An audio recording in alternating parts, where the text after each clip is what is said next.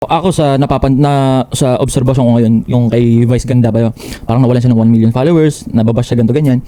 Wala naman siyang ginagawa na parang mag-explain, mag-sorry, or kung talaga tinitindigan ginawa niya. Ganun siya simulat sa pool, pre. Kahit yung pagkakamali niya dati. Kaya para sa akin, masabi ko, nire-respeto ko siya as hustler. Hustler siya, pre. Kasi yung ultimo yung dun sa Showtime, pating ko parang clip farming yun ginagawa niya. O komedyante ka, lakas mo mga okay, bigla magbibigay ng mga life advice, di ba? Advice ganito ganyan, na parang wala naman sa katayuan, komedyante ka, ganito ganyan. Tapos yung sobrang di ba? Contradicting sa siya, di ba? May binigay isang advice dun sa Sugal. Oo, tungkol sa sugal at droga na nakakasira ng buhay, biglang nagpo-promote siya. Pero tas sinabi niya dun sa press con wag na tayo magloka, magpakatotoo tayo. Maganda bigayan dito Diba? So sinabi niya, aminado siya na bayad siya.